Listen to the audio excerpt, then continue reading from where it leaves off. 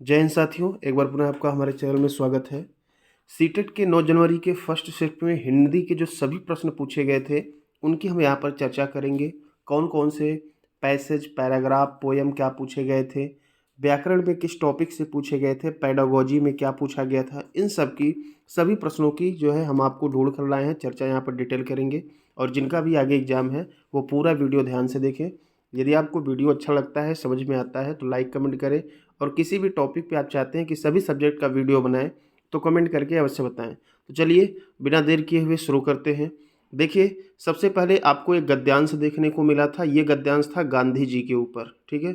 अब बच्चों के एनालिसिस के आधार पे यहाँ पर एक गद्यांश हमको मिला है, तो देख लीजिए। ये गांधी जी दक्षिण अफ्रीका में प्रवासी भारतीयों के लिए है पूरा गद्यांश।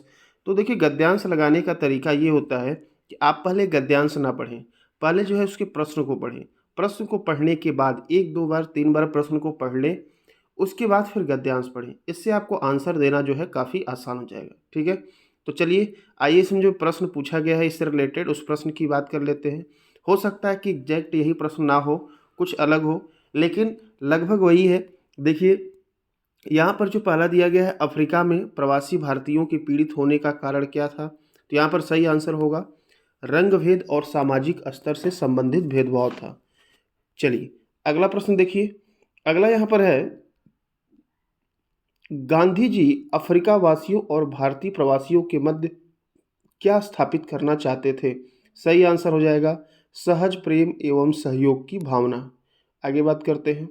अगला यहाँ पर प्रश्न पूछा गया था कि भारत में गांधी जी का विदेशी शासन का प्रतिरोध किस स्तर पर आधारित था।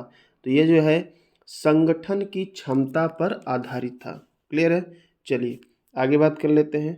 अगला यहाँ पर प्रश्न ये पूछा गया था कि बंधुत्व, मैत्री आदि गुणों की पुष्पों के साथ तुलना आधारित है उनके अपनत्व पर, ठीक है।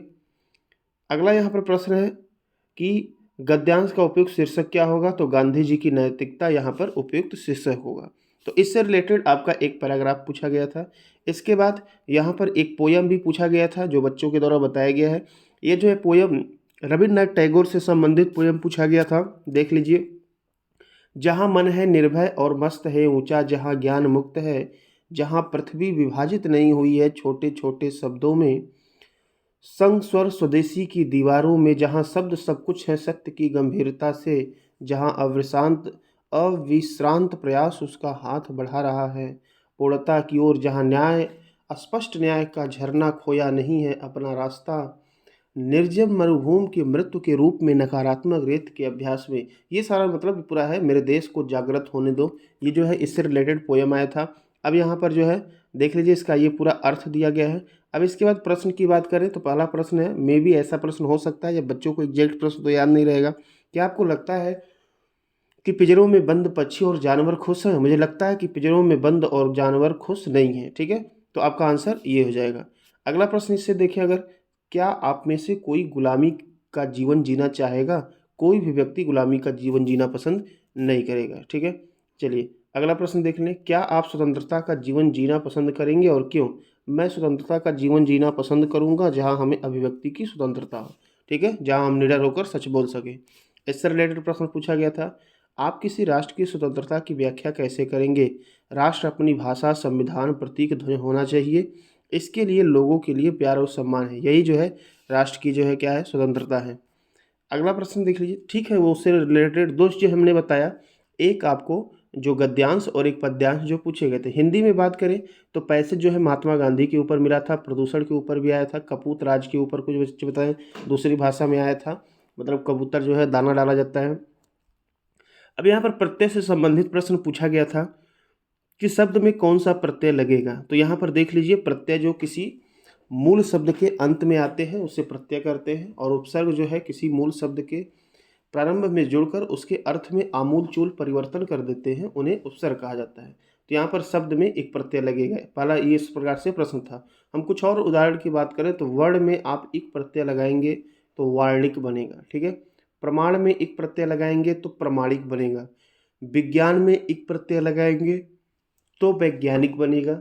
अति में अधिक जोड़ेंगे तो अत्याधिक हो जाएगा, ठीक है। तो यहाँ पर अति आपका इसमें प्रत्यय नहीं है, उपसर्ग है। अधिक में अति जोड़ेंगे तो अत्यधिक हो जाएगा, ठीक है।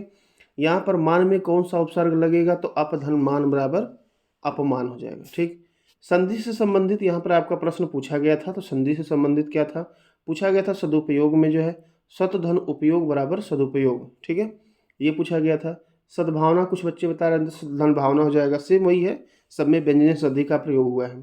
गायक की बात करें तो गय धन अक गायक हो जाएगा, आयात संधि है। लघुर्मी की बात करें तो लघु धन उर्मी हो जाएगा, ये दीर्घ स्वर संधि है। निर्धन की बात करें तो निर्धन धन हो जाएगा, निर्धन। बहिष्कार की बात करें तो बहिधन कार बराबर बहिष्कार होगा। उज्ज्वल उत्धन ज्वल उज्ज्वल हो जाएगा। ठीक है, इसमें व्यंजन संधि है। शतधन आनंद बराबर सदानंद, इसमें भी आपकी व्यंजन संधि है। क्लियर है, तो संधि से संबंधित प्रश्न आपका पूछा गया था।